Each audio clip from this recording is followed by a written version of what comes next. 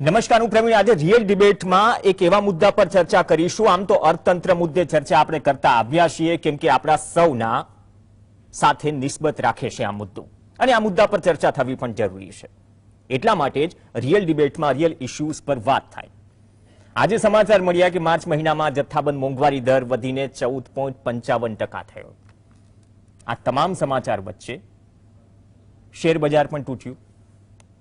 પણ ચર્ચા આજે એ વાતની કરવી છે કે સાહેબ, જીડીપી ઘટી રહ્યો છે અથવા તો નબળી પરિસ્થિતિમાં છે, પણ સરકારનું ટેક્સ કલેક્શન રેકોર્ડ બ્રેક સ્તરે છે. હવે આ પરિસ્થિતિમાં કારણો કયા જવાબદાર છે?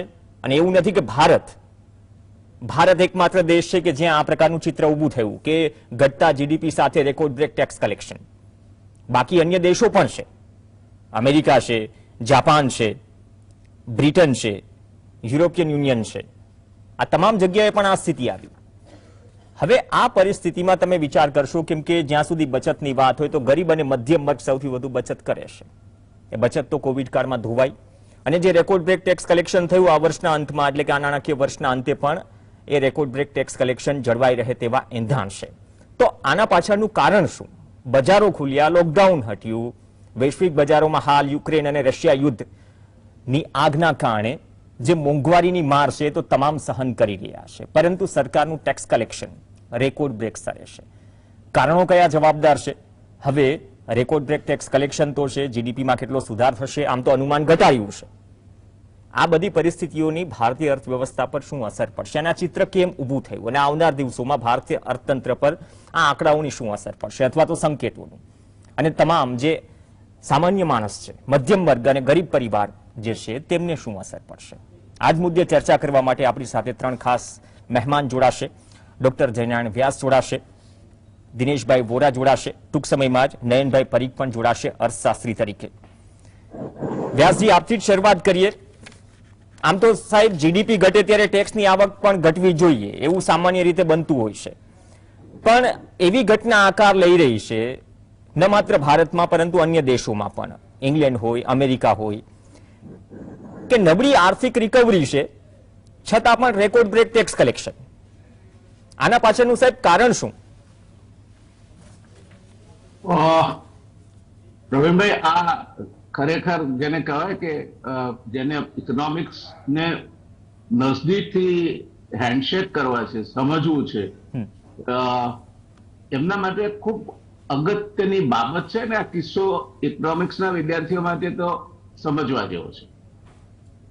આપણે કહ્યું કે જીડીપી ઘટે તો પછી ટેક્સ કલેક્શન કેમ વધે? હવે એમાં ત્રણ કારણો છે આ કેમ થાય છે. પહેલું કારણ છે કે જે જીડીપી છે એ બે વસ્તુનો બનેલો, એક સર્વિસ સેક્ટર અને બીજો તમારો goods and capital goods and products manufacturing sector. હવે એ ઓર્ગેનાઇઝ સેક્ટર છે મોરલેસ, એક કે બીજી રીતે એને ટેગ કરી શકાય છે. સર્વિસ સેક્ટરમાં જે નીચેનો ભાગ છે એ તો રેકોર્ડ લગભગ નથી થતો, એટલે એના પર ટેક્સ ચૂકવી જાય એવી શક્યતાઓ પણ ખરી, અને બાકીના પર નીચો ટેક્સ હોય એવી શક્યતાઓ પણ ખરી. એટલે સરવાળે જો જીડીપીમાં આજે ગુડ્સનું સેગમેન્ટ વધે તો એના પર સ્વાભાવિક રીતે જે કુલ જીડીપી જો સમતલ હોત, 50% ગુડ્સ ને 50% સર્વિસીસ, તો જે ટેક્સ ઉઘરાયો હોત એની સરખામણીમાં જો ગુડ્સ 70% હોય અને સર્વિસીસનું કમ્પોઝિશન 30% હોય તો ટેક્સ વધારે આવે. એટલે જીડીપી એ જ રહે, પણ એમાં એનું કમ્પોઝિશન જો મેન્યુફેક્ચરિંગ સેક્ટરનું 70% હોય તો જીડીપી વધારે આવે. અને જે કઈ સર્વિસીસ સેક્ટર છે એમાં પણ થોડું ઘણું તો એમ પણ છટકી જાય, કારણ કે ઘણી નાની સર્વિસીસને ટેક્સ નથી કરવામાં આવતો. એટલે એક કારણ એ છે કે આ કારણથી આવું બન્યું હોય. પછી બીજું ને વધારે અગત્યનું કારણ છે, તમે અડધું વર્ષ પાછળનું જુઓ, જે ફુગાવાના વધતા જતા દરનું વર્ષ હતું. એટલે ફુગાવાનો દર વધે એટલે જે તમે બજેટ વખતે ફિગર્સ લીધી હોય એની મેન્યુફેક્ચર ગુડ્સની, એ ઓબ્વિયસલી વધી જાય, અને વધી જાય એટલે ટેક્સ કલેક્શન એના ઉપર વધી જાય. એટલે આ બીજું કારણ છે કે કેમ ટેક્સની રેકોર્ડ આવક થાય. તો એ આ પણ કારણ છે. અને ત્રીજું કારણ છે, આપણે બધા જ દેશોએ એક ક્યાં બીજી રીતે ક્યાંક ને ક્યાંક જેને વી યુઝ ટુ સે કે આપણે એને પેકેજ આપતા હતા. એટલે પેકેજ આપીએ એટલે એ જેટલું પેકેજની સાઈઝ હોય એમાંથી બધું તો ગુડ્સમાં કન્વર્ટ નહીં થાય, પણ મહદઅંશે એમાંથી પણ એને કન્ટ્રીબ્યુટરી ફાળો મળી રહે, which is not branded as goods. એટલે આ પરિસ્થિતિમાં તમારો જીડીપી ઘટે પણ એનો ટેક્સ કલેક્શન વધે. હવે આ ભારતમાં જ નથી થયું કે ભારત પૂરતી મર્યાદિત ઘટના ગણી શકાય. એ યુએસમાં પણ આ જ થયું છે, યુકેમાં પણ આ જ થયું છે, અન્ય દેશોમાં પણ આ જ થયું છે. એટલે this is absolutely clear phenomena કે તમે જે કન્ટ્રીબ્યુટરી સેક્ટર છે ધેટ ઇઝ ગુડ્સ, એ ઇન્ફ્લેશનના કારણે અને અધરવાઇઝ એની કિંમત વધી. આયાતમાં પણ એની કિંમત જ મુખ્યત્વે હોય, અને સર્વિસીસમાં પણ લીકેજીસ હોય, એટલે જે થવી જોઈએ એની ટેક્સેશન એના પર લાગવું જોઈએ તે ક્વોન્ટમ ના લાગે. એટલે મૂળ કારણ એ છે કે તમે કાં તો આ રીતે કરો, કાં તો તમે જે રિવાઇવલ પેકેજના માટે બુસ્ટર ડોઝ આપો ઇકોનોમીને, કે પછી તમે જે તમારે જે ઇકોનોમી જે કોઈ છે, ભારત હોય તો ભારતની, બીજા કોઈ તો બીજા કોઈની, એનો વર્ષનો અડધો ભાગ એ ચડતા ફુગાવાનો ભાગ હોય. એટલે જયારે તમે ગણતરી હોય તે વખતે જે ફુગાવો ગણ્યો હોય એના કરતા જેટલો ટકા ફુગાવો વધી જાય એટલા ટકા તમારી ટેક્સની ઇન્કમ પણ એના પર વધવાની છે. એટલે આ બધા ફેક્ટર ભેગા કરો તો આ પ્રકારનું પરિણામ જોવા મળે. અને એ આ કિસ્સામાં માત્ર ભારત પૂરતું નથી, ધીસ અ વર્લ્ડલી ફિનોમિના, વૈશ્વિક ઘટના છે. અને સમગ્ર વિશ્વમાં આ જ પ્રમાણે ટ્રેન્ડ જોવા મળે છે કે જીડીપી ઘટ્યો છે એટલે આર્થિક વૃદ્ધિનો દર ઘટે છે, પણ એમાં જે ટેક્સેશન છે એના એની આવક વધી છે, which is not surprising. Okay, surprising નથી જે પ્રકારે, પણ कारणों પણ આપ્યા, इम्पोर्ट थी मानीने घणું બધું મોંઘું થયું. दिनेश जी, इसी परिप्रेक्ष्य में हम ये समझना चाहेंगे कि अगर फाइनेंशियल ईयर 2022 की बात करें, उसके अंत में भारत का जीडीपी मार्च 2020 का जो आउटपुट है उसकी कंपैरिजन में सिर्फ 1.8% ज्यादा होने की संभावना है. सवाल ये उठता है कि टैक्स कलेक्शन इतना रिकॉर्ड ब्रेक स्तर पर क्यों, और ऐसा भारत में ही नहीं है लेकिन अन्य देशों में भी है जो ये चीज हुई है. तो इसके बारे में आपका क्या कहना है दिनेश जी? जी, आप तक आवाज आ रही है मेरी? जी, कैरी ऑन सर. आ रही है. सबको मेरा नमस्कार. व्यास जी ने जो पॉइंट्स उठाए हैं बहुत वैलिड पॉइंट उठाए हैं, और मैं उससे थोड़ा सा आगे कुछ जोड़ना चाहूंगा. पूरी तरह से जो व्यास जी ने कहा मैं पूरा सहमत हूं उससे 101%. दरअसल आपका पॉइंट ठीक है कि इंडिया का जीडीपी फाइनेंशियल ईयर 20 के मुकाबले सिर्फ 1.8 इज लाइकली टू बी, क्योंकि जब तक जीडीपी के फिगर्स नहीं आते तब तक कह नहीं सकते. तो वो 1 और 2% के बीच में राइज हो सकता है. तो फिर ये 20 से 30% जो स्पेक्टेकुलर जो टैक्सेशन का राइज है उसको आप कहां से जस्टिफाई करते हैं?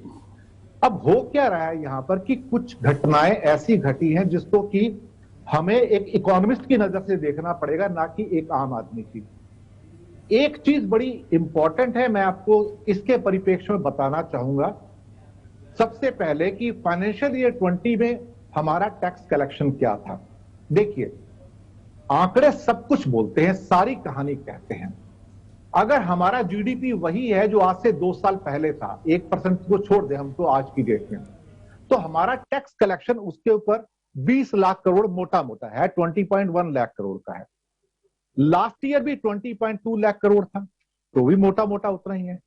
लेकिन उसी जीडीपी के ऊपर इस साल हमारा टैक्स कलेक्शन 27 लाख करोड़ होता है, जो 30% का जंप है. ये क्वांटम जंप है इसके अंदर, ये पहली स्टोरी निकल के आती है. इसका मतलब ये होता है कि हमारी भारत की इनकम वही थी, कुछ लोगों की इनकम जो उच्च वर्ग में इंडस्ट्रीज थे उनकी इनकम ज्यादा एस्ट्रोनॉमिकल बढ़ गई, नीचे के लोग गरीब हो गए।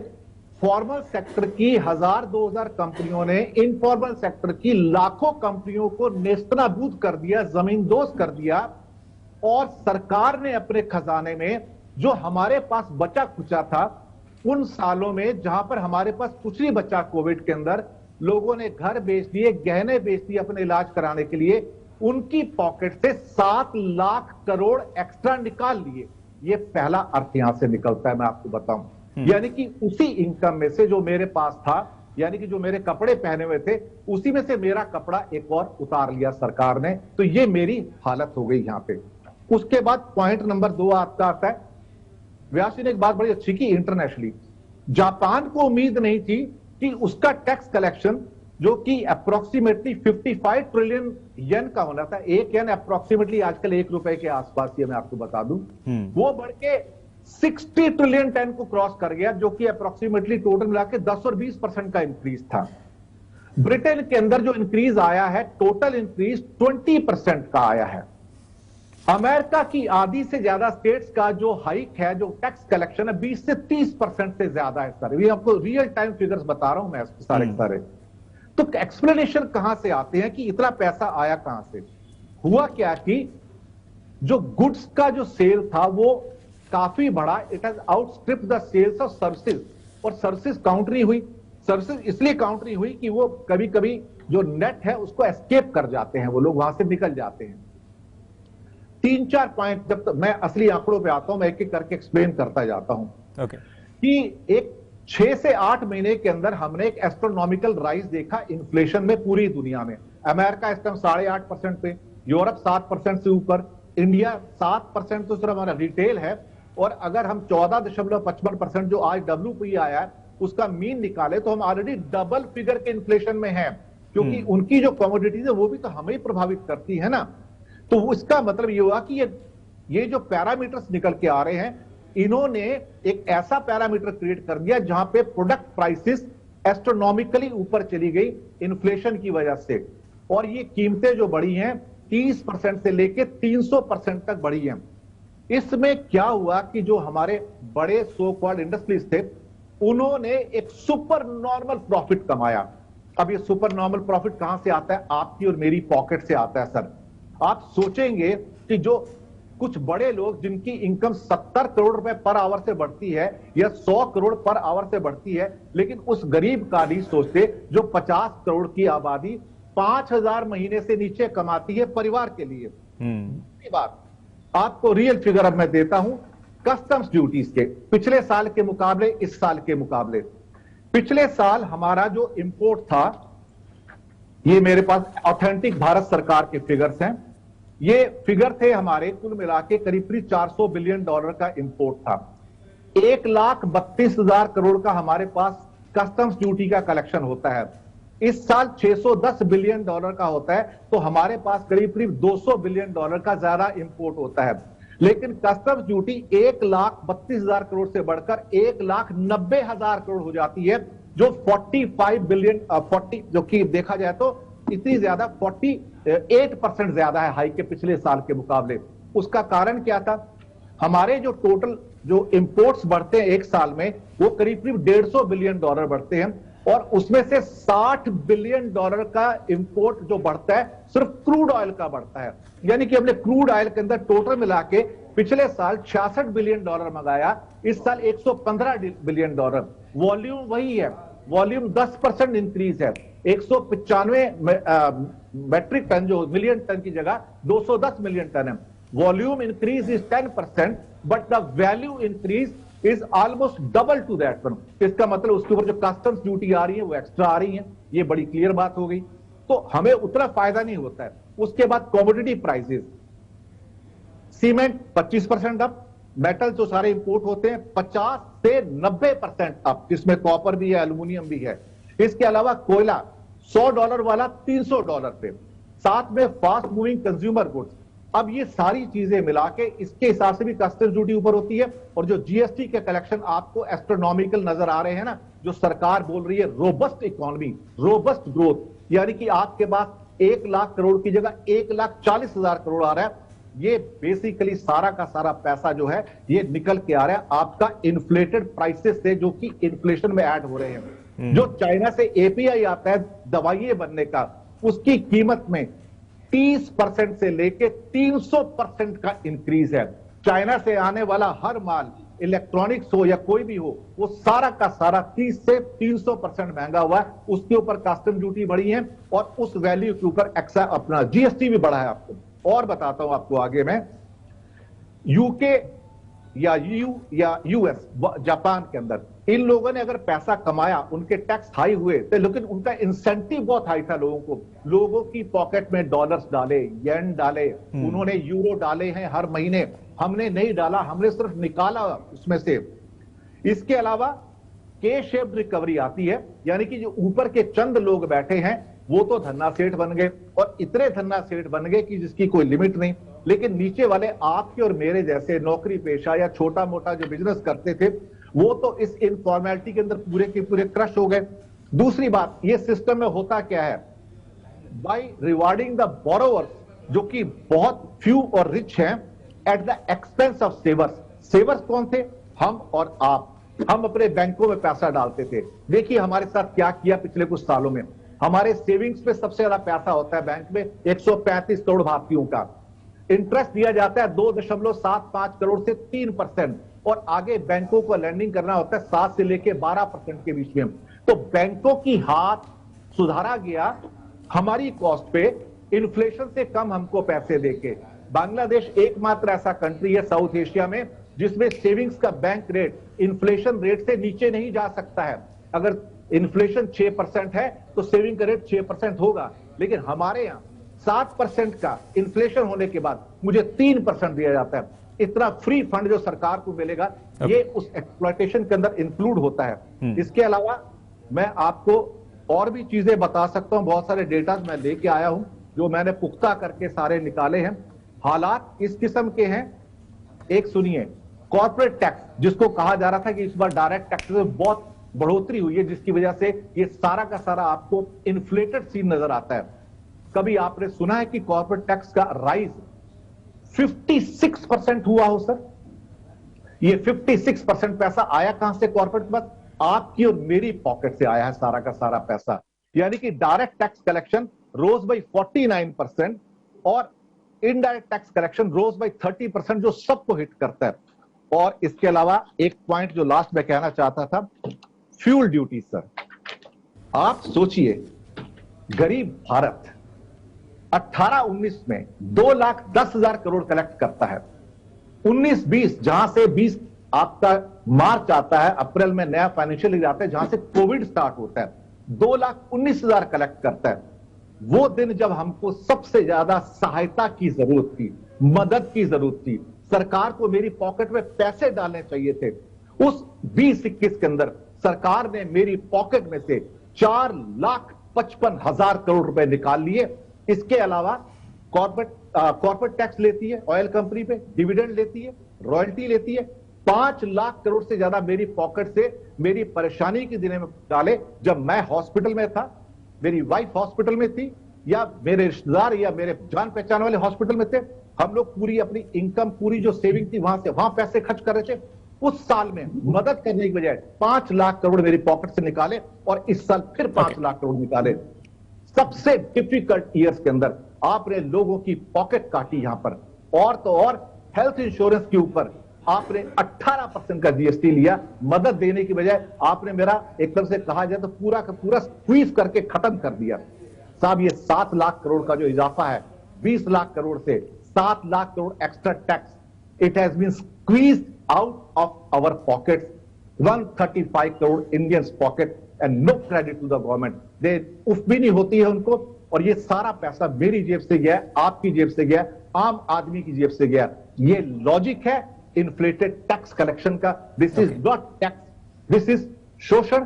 इसे मैं शोषण कहूंगा, इसके अलावा कुछ नहीं है। अगर मेरी इनकम नहीं बढ़ती है और फिर भी आप मेरे से वसूल कर लेते हैं, तो फिर वो पुराने फिल्मी गाने बहुत हैं जहां पे एक धन्ना सेठ रहता है और चारों साइड में आपकी झोपड़पट्टी नजर आती है और गरीबी का आलम है, और एक व्यक्ति वैभव में रहता है। सरकार वही वैभव में एक विलास में एक किला बना के रह रही है, एक भवन बना के रह रही है, महल बना के रह रही है और आसपास गरीबी का जंजाल बिछा हुआ है। ये मेरा सबमिशन है।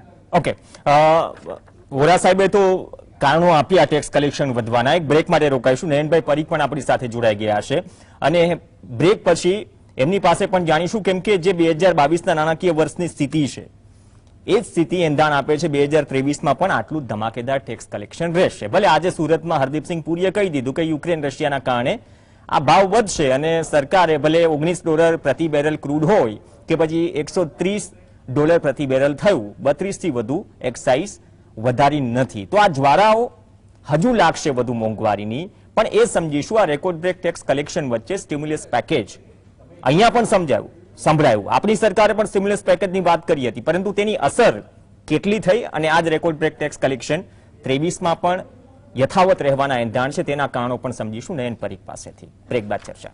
ઘટતો વિકાસ દર, વધતું ટેક્સ કલેક્શન, એ પણ રેકોર્ડ બ્રેક સ્તરે. ચર્ચા આગળ વધારીએ. દિનેશભાઈ વોરા, ડોક્ટર જયનારાયણ વ્યાસ સાથે ચર્ચા કરી બ્રેક પહેલા. નયનભાઈ પરીખ પણ આપણી સાથે જોડાઈ ગયા છે. નયનભાઈ, જે દિનેશભાઈ વોરાએ વાત કરી કે 2021માં જ્યારે લોકોને જરૂર હતી ત્યારે પણ રેકોર્ડ બ્રેક ટેક્સ કલેક્શન હતું. સ્ટિમ્યુલસ પેકેજ શબ્દો તો સંભળાય, કેટલી અસર થઈ દરેકના ખિસ્સા પર એ તો મોટો વિષય છે, પણ રશિયા યુક્રેનના યુદ્ધના કારણે ફુગાવો હોય કે ઉર્જા સંબંધિત જે સમસ્યાઓ કે મુશ્કેલીઓ છે હાલ છે અને આવનાર સમયમાં પણ રહેશે, કેમ કે મામલો થાળે નથી પડ્યો. છતાં પણ સાહેબ 2022નું જે ઊંચું બેઝિસ સ્તર છે એ નાણાકીય વર્ષ 2023માં પણ જળવાઈ રહે તેવો અંદાજ છે. તેના પાછળના કારણો આપ શું માનો છો? મને લાગે છે પ્રવીણભાઈ કે જે આપણે આ વર્ષમાં જેમ રેકોર્ડ બ્રેક ટેક્સ કલેક્શન છે એ જ કૂચ આવતા વર્ષે પણ જારી રહે એવું લાગે છે. અને એમાં રશિયા યુક્રેનનો યુદ્ધનો જે પ્રશ્ન છે એ લાંબો ખેંચાય તો પણ સરકારના ટેક્સ કલેક્શન ઘટે એવું કઈ અત્યારે નથી લાગતું. એક્સેપ્ટ કે એના જે એકાદ ફેક્ટર એવા છે કે જે ગ્લોબલ બિઝનેસીસ છે એ કદાચ જો થોડા ઘટે. અત્યારે તો આપણે જોઈએ છે કે એક્સપોર્ટની ગતિ પણ સારી છે અને ઉપરથી રશિયા અને યુક્રેનમાં જે ઘઉંના એક્સપોર્ટ થતા હતા એ બધા હવે અસરમાં આવશે એટલે ઇન્ડિયાને ચોક્કસ ફાયદો થશે. અને આપણને અંદાજ છે કે આપણે 110 મિલિયન ટન જે ઘઉં બનાવીએ છીએ એમાંથી લગભગ આ વખતે 10% એટલે લગભગ 10 થી 15 મિલિયન ટન ઘઉં ઉપરથી બહાર મોકલીશું. એટલે અમુક બાબતમાં તો આપણને એડવાન્ટેજ મળશે. અને આપણે એમ ગણીએ છીએ કે જીએસટી ના અને ઇન્કમ ટેક્સના બે કલેક્શનની જો વાત કરીએ તો આવતા વર્ષના જે ફેક્ટરના કારણે મને લાગે છે કે આવતા વર્ષે પણ આ રોબસ્ટ ટેક્સ કલેક્શનની કૂચ જારી રહેશે. એક છે કે આ જીએસટીમાં જ્યારે 17માં આપણે ઇન્ટ્રોડ્યુસ કર્યું ત્યારે સેન્ટ્રલ ગવર્મેન્ટે બધા રાજ્યોને કોમ્પેન્સેટ કરવા માટે 5 વર્ષની મહેનત આપી હતી કે 2022ના જૂન સુધી. એટલે અત્યારે આપણે એપ્રિલમાં છીએ. જૂન પછી સરકાર, ભારત સરકાર દ્વારા રાજ્ય સરકારોને કોમ્પેન્સેશન જીએસટી નું મળવાનું બંધ થશે. એટલે બધા રાજ્યોને અત્યારે એ ફિકર છે કે ભાઈ આપણે જીએસટી ની આવક વધારવા માટે શું કરવું. એટલે ઉપરથી અત્યારનું જે રેકોર્ડ બ્રેક કલેક્શન છે એમાં કંઈક હજુ વધારા માટે રાજ્ય સરકારો બધા ટેક્સ રેટ ટ્વીક કરે એના પૂરા એંધાણ છે. એટલે મારા ખ્યાલથી આજે મેમાં હવે જીએસટી કાઉન્સિલ મળે છે ત્યારે એવું લાગે છે કે જે 5% ટેક્સ સ્લેબ વાળી બધી આઈટમ્સ છે એ બધી અત્યારે 8% ટેક્સ સ્લેબમાં એમાંથી ઘણી ખરી જાય એવું લાગે છે. એટલે એમ સમજો કે આ બધી જે 1% વધે એમાં 50,000 કરોડની આસપાસના જીએસટી ના ટેક્સ કલેક્શન વધી શકે. એટલે મને લાગે છે કે જીએસટી ના જે ટેક્સ રેશનલાઇઝેશનના નામે જે થોડા ટેક્સ વધશે અને સ્લેબ વધશે અને દર વધશે એના કારણે ટેક્સની જીએસટીની આવક આવતા વર્ષે આ વર્ષ કરતા પણ 10 થી 20% વધે તો કઈ નવાઈ નહીં એવું લાગે છે. કદાચ વધારે પણ વધી શકે. આ ઉપરાંત જેમ કોર્પોરેટ ટેક્સમાં મારી આગળ દિનેશભાઈએ કહ્યું અને વ્યાસ સાહેબે કહ્યું એ પ્રમાણે આપણે ત્યાં formal sector is doing very well.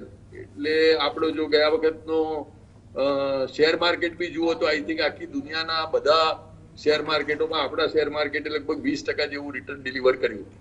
એટલે જે ફોર્મલ સેક્ટર છે, જે ફાર્મા સેક્ટર છે, જે એમણે કહ્યું આપણે ત્યાંના જે મોટા બધા ઉદ્યોગો છે, ઉદ્યોગપતિઓ છે એ લોકોની ઇન્કમ તો આવા સમયે કૂદકે ને ભૂસકે વધી રહી છે અને એના કારણે કોર્પોરેટ ટેક્સ પણ આપણે હમણાં દિનેશભાઈએ કહ્યું એમ 40-50% વધે છે અને એ જ કૂચ અત્યારે જારી રહે એવું લાગે છે. આ વખતના શેર માર્કેટના બધાના જો એક્સપેક્ટેશન ગણીએ તો બધાનું લગભગ કેવું છે કે 10-15% તો વધશે. આજે કાલમાં તો પડ્યા છે અત્યારે 1200 પોઈન્ટ અને આ ક્રૂડના પણ ભાવ હવે તો 110 ની ઉપર પાછા ક્રોસ કરી ગયા છે. પણ મને એમ લાગે છે કે જો 110 ની ઉપર ક્રોસ કરે તો સરકાર ઘણું ખરું પોતાની એક્સાઇઝમાં અથવા તો આપણું ફ્યુલ જે છે લોકોને અવેલેબલ થાય એમાં કંઈક ને કંઈક ટેક્સ દરમાં રાહત આપશે. પહેલા એકવાર આપી ચૂક્યા છે મારા ખ્યાલથી, જે વધારે આપી છે, પણ હવે જો 110 ની ઉપર ક્રોસ થયું તો મને લાગે છે કે ફરી એકવાર સરકાર એમાં થોડી રાહત આપશે. એટલે એના કારણે કદાચ જે પેલું એડિશનલ રેવન્યુ છે એ થોડી એટલી બધી ના વધે અને ફુગાવો કદાચ થોડો કાબુમાં રહે. પણ ઓવરઓલ જીએસટી ના કારણે અને કોર્પોરેટ ટેક્સ જે આ વખતે પણ લાગે છે કે 10-15% વધે એવું લાગે જ છે અને અમુક કંપનીઝના તો ખરેખર પ્રોફિટ જે છે એ અસાધારણ ગતિથી આગળ ઇન્ક્રીઝ થઈ રહ્યા છે. એટલે કોર્પોરેટ ટેક્સમાં પણ અત્યારે જે ટેક્સ બોયન્સી છે એ ચાલુ રહે એવું લાગે છે. જીએસટીમાં રેટ વગેરેના કારણે અને જો ઇન્ફ્લેશન તો આપણે ગણવાનું જ છે કે તમે એટલા ને એટલા ગુડ્સ લો તોય હવે જે ભાવ વધારો ગણીએ છીએ આપણે, એટલે ડબલ ડિજિટનો ભાવ વધારો આપણે બધા હજુ આવતા વર્ષે સમજીએ જ છીએ. એટલે એના કારણે 10-15% વધે. આપણે જે રેટ ને બધું વધારીએ છીએ એના કારણે 10-15% વધે. કોર્પોરેટ ટેક્સના પ્રોફિટ ને બધાના કારણે 10-15% વધે. એટલે હું ગણું છું કે આપણે 25-30% ટેક્સ કલેક્શનમાં વધારો થાય તો એ કઈ નવાઈ નથી લાગતી. અને અત્યારે આપણને ઉપરથી એમ અંદાજ લાગે જ છે કે આવો કંઈક ટેક્સ કલેક્શનમાં વધારો આ 3 કારણોસર લાગે છે. જીડીપી ગ્રોથમાં જુઓ તો ઓલવેઝ હમણાંના બધા જે એસ્ટિમેટ છે એ ડાઉનવર્ડ રિવિઝન વાળા જ છે. એટલે આપણે 8-9% થી ચાલુ કર્યું હતું, અત્યારે 7 ની આસપાસ વાત કરીએ છીએ. મારા ખ્યાલથી એક આગળની આપણી ચર્ચામાં જયનારાયણભાઈ પણ કહ્યું હતું કે હજુ એમને 1-1.5% એમાં ઘટાડાની પૂરી સંભાવના લાગે છે. અને જે એટલા માટે વાત માનવામાં આવે છે કે આ રશિયા અને યુક્રેન વચ્ચેનું જે વોર છે એ હવે જે એક્સપેક્ટેડ હતું એનાથી લાંબુ ચાલે એવું લાગે છે.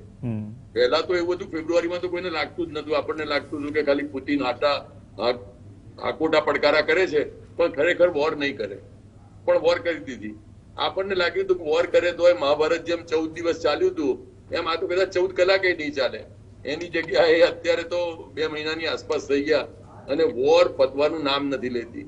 અને એકાદ શિપ યુક્રેને રશિયાનું પણ ડૂબાડી દીધું અને એના કારણે રશિયા પણ અત્યારે થોડું ચાણકમાં છે અને વાત કરે છે કે ભાઈ આમાંથી તો હવે વર્લ્ડ વોર 3માં ઓલમોસ્ટ ચાલુ થઈ ગયું એમ જ ગણો ને.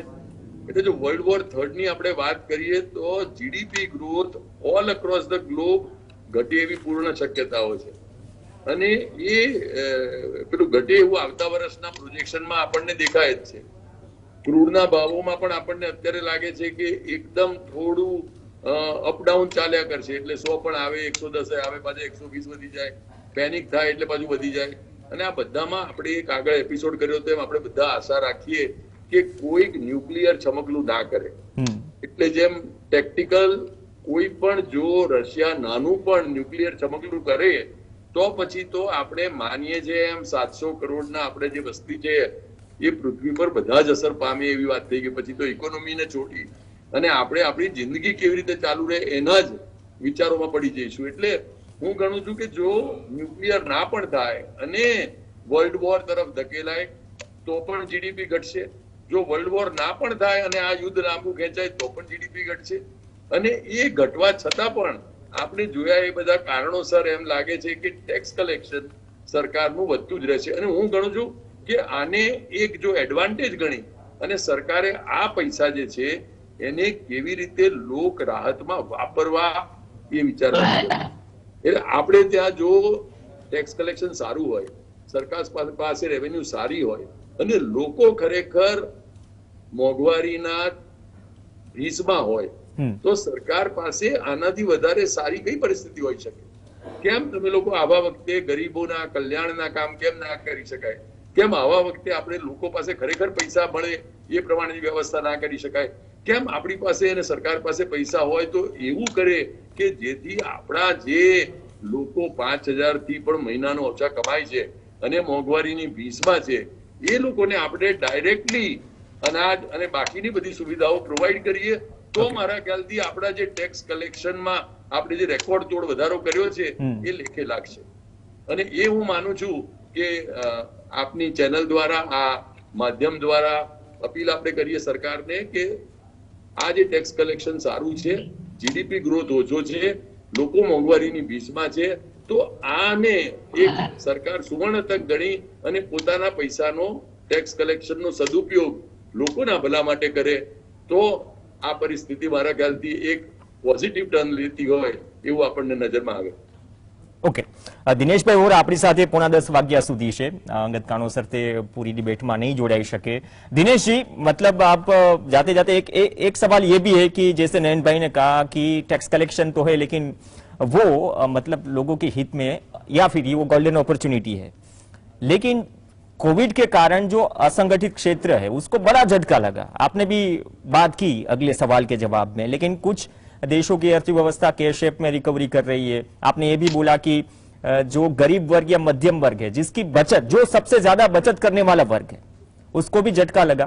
लेकिन लाभ जो है, आपने बोला कि कुछ परसेंट जिसकी वेल्थ थी उसकी तो बहुत बड़ी, लेकिन नीचे चीजें क्या हुई आपने भी बोला. तो इन सब से हटके मूल सवाल तो यही है ना कि टैक्स कलेक्शन ऐसे ही स्पीड में और ऐसे ही रिकॉर्ड स्तर पे मतलब आगे जाके रहेगा.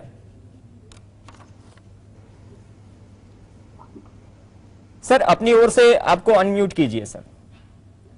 2022-23 के एक्सपेक्टेशन यही है कि टैक्स कलेक्शन हाई रहेगा, वो लो नहीं जाएगा. तो सवाल ये पैदा होता है कि टैक्स कलेक्शन के नए सोर्स क्या होंगे. अब पहला सोर्स आता है सरकार की ओर से. अभी एक मीटिंग होने जा रही है जीएसटी काउंसिल की कि कैसे फर्दर स्क्वीज करना है हमें, जिसमें 5% के स्लैब को, जहां पर मैक्सिमम जो डेली नेसेसिटी की आइटम्स हैं उसको शिफ्ट करके 8% का स्लैब बनाया जा रहा है. आप सोचिए कि मेरा बोझ जो है वो 50% से ज्यादा और बढ़ जाएगा. उसके अंदर मैक्सिमम आइटम आती थी, 12% की जो अधिकतर आइटम से शिफ्ट करके 18% पे लाया जाएगा. मकसद ये है कि इसको 2 लाख करोड़ पर साल पर मंथ में जीएसटी कलेक्शन करना है, 1,40,000 करोड़ की जगह. ये पैसा किसकी पॉकेट में से आएगा? ये मेरी पॉकेट में से जाएगा, आम आदमी की पॉकेट में से जाएगा.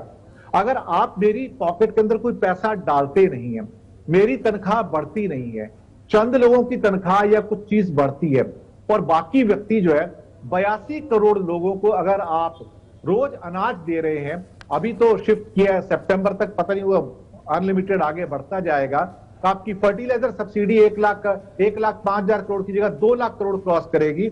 ये पैसा कहां से निकलेगा? मेरी पॉकेट से. तो सरकार नए नए चीजें ढूंढ रही है कि मेरी जेब से कैसे पैसे निकाले जाएं. यानी कि जो मध्यम वर्ग है, निम्न मध्यम वर्ग है, एक्चुअली सभी की पॉकेट से पैसे जाएंगे, कुछ चंद लोगों को छोड़ के. दूसरी बात, आप पेट्रोल डीजल पर कोई राहत नहीं देने वाले हैं. अगर 10% कंजप्शन बढ़ेगा तो आपका पेट्रोल टैक्स बढ़ जाएगा. लेकिन अभी 15 दिन के जो लेटेस्ट डेटा आए हैं, सिर्फ 15 दिन के 10% डीजल और 15.5% अपना पेट्रोल जो उसका कंजप्शन डाउन हो गया. सर ये बिल्कुल स्टार्क साइंस है कि लोग अब धीरे धीरे नीचे सबड्यूड हो रहे हैं. क्रूड आज फिर $110-115 में हॉवर करता जा रहा है. मुझे नहीं समझ में आता कि इस यूक्रेन वॉर के चक्कर में या अदरवाइज आल्सो हम कहां जाएंगे, क्योंकि जब पेट्रोलियम के हैवी टैक्सेस थे तब तो यूक्रेन वॉर नहीं थी ना, तो हमें कोई राहत तो मिलती नजर आती नहीं है. दूसरी बात, हर चीज लॉजिस्टिक पे डिपेंड करती है. लॉजिस्टिक में शिपिंग भी है, ट्रक्स भी हैं, ट्रेन भी है, इंश्योरेंस भी है. लॉजिस्टिक कॉस्ट बढ़कर शिपिंग की आप सोचिए 3 गुना बढ़ गई है पिछले 1-2 साल के अंदर. रेलवे की कॉस्ट बढ़ गई है, ट्रकों की कॉस्ट बढ़ गई है. तो मेरी जेब से पैसे जाएंगे. जब मेरी जेब से दूध का पैसा जाएगा, पानी का पैसा जाएगा, और बिजली को मत भूलिएगा सर, बिजली के दाम अथाह गति से बढ़ रहे हैं, जिसको मुझे हर महीने बिल देना है. मेरे लिए कोई राहत नहीं है. सरकार कभी आके ये नहीं कहेगी कि मैं आम आदमी को राहत देना चाहती हूं. बल्कि नए प्रपंच रच रही है कि कैसे मेरी जेब से और पैसे निकाले जाएं। यहां पर खास तौर से मुझे डर लग रहा है जो जीएसटी के नए स्लैब्स आ रहे हैं, जहां पे अधिकतर आइटम को 12% से 18% में शिफ्ट किया जाएगा, 5% से 8% में शिफ्ट किया जाएगा, तो किसके पेट पे लात पड़ेगी? गरीब आदमी के। हर आदमी के जो बिस्कुट खरीदता है उसको भी चोट पड़ेगी, जो बेचारा एक बच्चा छोटा सा 5 रुपए का पैकेट खरीदता है कोई चीज का उसको भी, जो नूडल खरीदता है उसको भी, और बाकी आपके जो टूथपेस्ट है, ब्रश है और घर की बाकी स्पाइस और खाना है। और ऊपर से इस बार एक नया फिनोमेना और आ गया, आपकी महंगाई बढ़ रही है। सरकारी मंडियों में गेहूं की खरीद बहुत कम हो गई है, प्राइवेट मंडियां खरीद रही हैं क्योंकि वो 100-200 ज्यादा दे रही हैं। जल्दी इंतजार कीजिए, 3 महीने के अंदर गेहूं के रेट अथाह गति से बढ़ेंगे और आप और मैं कुछ नहीं कर पाएंगे। यानी कि आने वाले दिन मेरे लिए, आम आदमी के लिए और ज्यादा विकट होने वाले हैं। हमें राहत की उम्मीद नहीं है, ना ही सरकार देगी। Let me base out for difficult days ahead. It is for all 135 crore people. We are heading for something like a very big headache for a common man. How I am going to spend money because earning remains stagnant. Okay, धन्यवाद Dinesh ji real debate में जुड़ने के लिए। आप debate से मतलब कोई कारणोसर आप 10 बजे तक जुड़ नहीं सकते, लेकिन धन्यवाद अपना कीमती समय निकालने के लिए और रियल डिबेट में जुड़ने के लिए। व्यास जी, જે નયનભાઈએ વાત કરી કે દિનેશભાઈએ બંને સવાલના જવાબમાં વાત કરી, હવે આવકવેરો કે વેટનું કલેક્શન, ટેક્સનું કલેક્શન બીજા દેશોમાં પણ વધ્યું છે। હવે પ્રશ્ન એ થાય, જાપાન અને બ્રિટનમાં પણ વધ્યું છે, આ રેકોર્ડ ટેક્સ કલેક્શન જે અમેરિકાથી લઈને યુકે અથવા ભારત, જાપાન સુધી એવા સમયે વધ્યું જ્યારે નબળો પાયો હોવાથી રિકવરી પ્રમાણમાં સારી રહી, પણ મોટાભાગના દેશોમાં એટલો આર્થિક વિકાસ ધાર્યા મુજબ ન થયો। આઈએમએફ હોય, સિટી બેંક હોય, જેપી મોર્ગન જેવી વૈશ્વિક બેંકોએ અભ્યાસ કર્યો અને તેનું એક કારણ એ છે કે 2022-21ના કેલેન્ડર વર્ષમાં માલ સામાનની ખરીદી સેવાકીય ક્ષેત્રની ખરીદી કરતા ઘણું વધુ રહી। આનું શું કારણ ગણી શકાય આપના મતે? બે કારણ છે। એક તો પહેલી વાત તો એ છે કે સેવાકીય ક્ષેત્ર છે એમાં ઘણું બધું અનઓર્ગેનાઇઝ ક્ષેત્રમાં જતું હોય છે। એના આંકડા સ્ટેટિસ્ટિક્સ એ પણ પ્રમાણમાં અંડર વેલ્યુડ છે એમ કહીએ તો ખોટું નહીં ગણાય, એટલે એક કારણ એ છે। બીજું, આ જે બંને મારા વિદ્વાન મિત્રોએ કહ્યું તેની સાથે હું શતશઃ સંમત છું, કારણ કે તમે એનો જે પાયો છે, તમે વધે છે શું? તમારા માલસાવાની કિંમત વધે છે? ના, એની કિંમત ત્યાર પછી જે મોંઘવારીના કારણે જે પરિબળો ઉમેરાય છે એના કારણે વધે છે। તો તમે એને બે ભાગમાં સેગ્રીગેટ કરી નાખો કે એક રિયલ પ્રાઇસિંગ કે જે પહેલા હતા દર, એ દરે જે રો મટીરિયલ મળે તો શું થાય, અને બીજા નવા દરે રો મટીરિયલ મળે તો શું થાય। તો એ વાત બહુ સ્પષ્ટ બને છે કે જે વધારાનો જે તમે બોજો જેને તમે સફળતા કહો છો એ ખરી રીતે તો અર્થતંત્રની નિષ્ફળતા છે, કારણ કે એના થકી મોંઘવારી વધશે।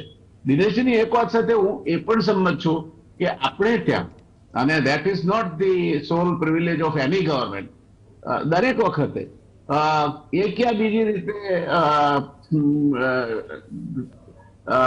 જે વેલ્થનું અમુક હાથોમાં જ કેન્દ્રીકરણ એ વધતું ચાલ્યું છે। આપણે ત્યાં અત્યારે એવા માણસો છે, કદાચ 5% કે 7% હશે, આમ તો 10% કે છે ઓફિશિયલ રેકોર્ડ પ્રમાણે।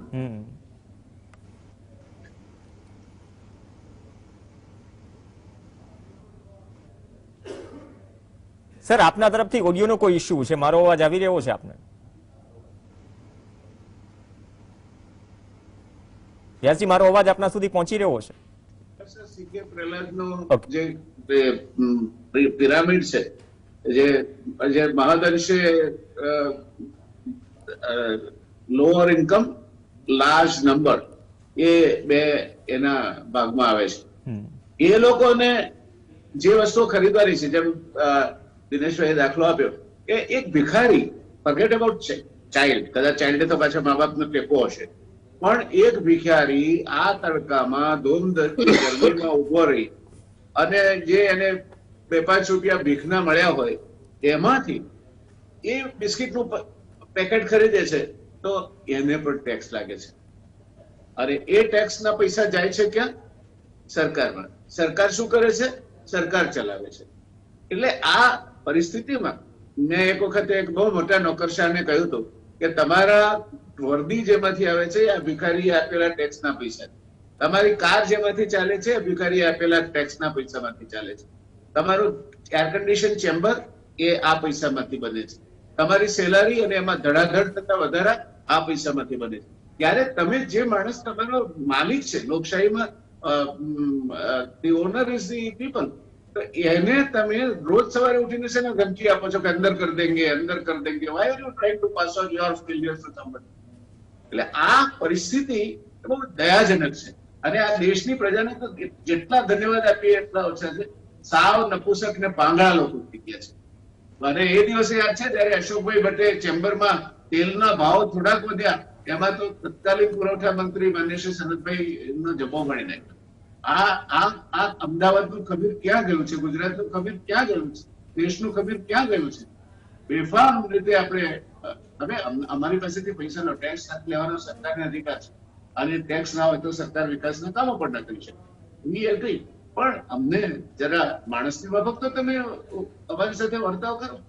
એટલે પેલી પંક્તિઓ છે ને કે હું ક્યાં કહું છું કે આપની હા હોવી જોઈએ, પણ ના કહો તો એમાં વ્યથા હોવી જોઈએ. આ વ્યથા કઈ નથી દેખાય. એટલે આ પરિસ્થિતિમાં આપણે અત્યારે ચાલી રહ્યા છીએ. એટલે જે વધશે એ તો જે ઇન્ફ્લેશન, મોંઘવારી વગેરે વગેરે બીજા ખર્ચા, રેશનલાઇઝેશનની વાત કરી દિનેશભાઈએ, એક નાનું સ્લેબ ચેન્જ કરો ને તમે. પહેલા રેલવેમાં ભાડા બજેટ બહાર કઈ રીતે વધારતા હતા કે ગુડ્સની જે કેટેગરી હોય એ બદલી નાખે, એ અમુક કેટેગરીમાં આવતો એના કરતા હાયર નૂર વાળી કેટેગરીમાં મૂકી દે. એ એડમિનિસ્ટ્રેટિવ ડિસિઝન કહેવાય. અને રેટ વધારે તો એ આઉટસાઇડ ધી પાર્લામેન્ટ વધારે કહેવાય. એટલે આ આપણી બ્યુરોક્રેસી 75 વર્ષમાં એટલી તૈયાર થઈ ગઈ છે અને રાજકીય ઈચ્છા શક્તિ, જેમ ગાંધીજી કહેતા હતા કે તમે જયારે કોઈ પણ આયોજન કરો ત્યારે એ આયોજન છેવાડામાં બેઠેલા વ્યક્તિને ધ્યાનમાં રાખીને તમારે કરવું જોઈએ. હવે એના બદલે ટોચ પર બેઠેલા વ્યક્તિને આપણે ધ્યાનમાં રાખી અને આયોજન કરીએ છીએ ને એ પછી વિશ્વમાં પહેલા નંબરે આવે, 6ઠ્ઠા નંબરે આવે, 8મા નંબર આવે, 12મા નંબર આવે, આપણા ઘેર કંસાર બનાવીને આપણે રાજી થઈ જાય જો આપણે ગુજરાતીઓ પ્રગતિ કરી. અરે પણ પેલા માણસના ભૂખ્યા જનોના જઠરાગ્નિ જાગશે, ખંડેરોની ભસ્મ કણી ન લાગશે, એનું શું? એને કઈ રીતે તમે ટેક્સ, રેકોર્ડ ટેક્સ કલેક્શન, એના ઘરમાં રોટલો પૂરું પડવા છે. અત્યારે we must congratulate the government કે એમણે કમસે કમ ખાવાની તો વ્યવસ્થા કરી છે. They will have to continue it further. પણ ક્યાર સુધી ચલાવશો તમે? એટલે સરકાર આ મુદ્દે એટલીસ્ટ જે હેવ નોટ છે એમના પ્રત્યે સંવેદનશીલ છે, પણ જે કલાકના 100 કરોડ રૂપિયા કે દિવસના 100 કરોડ નો પ્રોફિટ કમાય છે એમના માટે શું કર્યું તમે? એમના માટે તો ઘણા બધા ખર્ચા કરો. તો આ દેશમાં જ્યાં સુધી આ પ્રકારના અસમાનતાના ધોરણો છે ત્યાં સુધી દેશની સરકારની નિયત ગમે તેટલી સારી હોય, આ દેશનું કોઈ ભલું થવાનું નથી. એટલે આ બાબત આપણે ખ્યાલમાં રાખવી પડે. એટલે વચ્ચે પેલા એનો અર્થ એક જ થાય છે મારા મતે કે મોંઘવારી પણ બેફામ વધશે સાથે સાથે, કારણ કે એક જ સાધન છે વધારવાનું. દરેક વસ્તુઓનો ભાવ વધે તો એની કિંમત ઉપર કરવેરો લાગે છે, એટલે કરવેરા વધે.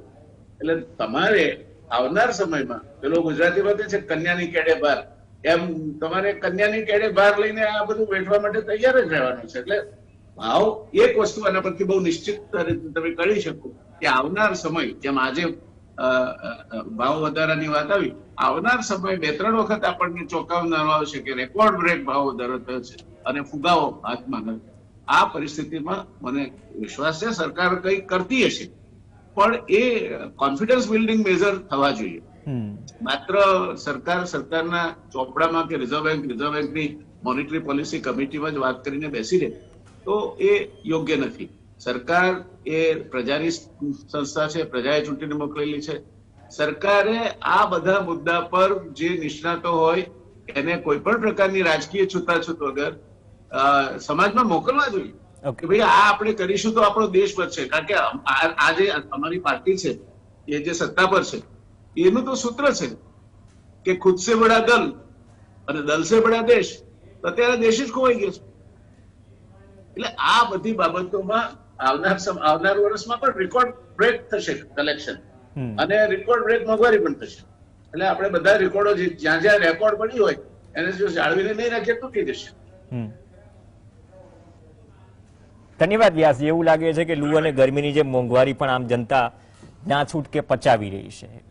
હવે 14.55% જથ્થાબંધ મોંઘવારી દર થયો નયનભાઈ પરીખ, પણ આ તમામ પરિસ્થિતિઓમાં સ્ટિમ્યુલસ પેકેજ. જી જી સર. મોંઘવારીની વાતના ઉલ્લેખ પત્રથી ટ્રાન્સમિશન બંધ થઈ ગયું.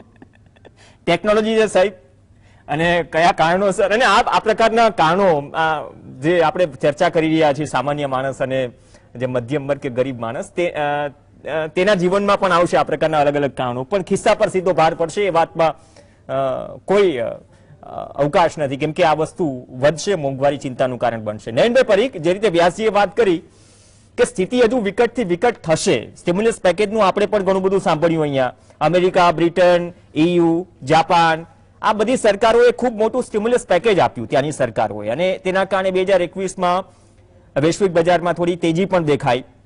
ભારતીય અર્થવ્યવસ્થા પણ તેજીના પંથે છે.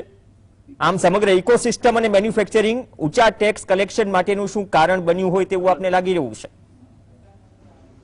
બિલકુલ વળી, આઈ થિંક સ્ટિમ્યુલસ ના પેકેજીસ જે ગ્લોબલી અનાઉન્સ થયા અને ગ્લોબલી જે બધી સરકારોએ આ પ્રમાણેના સ્ટેન્ડ લીધા, એના કારણે એની ચોક્કસ આપણે અસર બધી દેખાય જ છે. અને હું ગણું છું કે એ સાથે જેમ આપણે વાત કરીએ કે આ ટેક્સ કલેક્શનની જે અત્યારની એક પરિસ્થિતિ છે જે પોઝિટિવ છે, એનો સરકાર કેવી રીતે સદુપયોગ કરી શકે.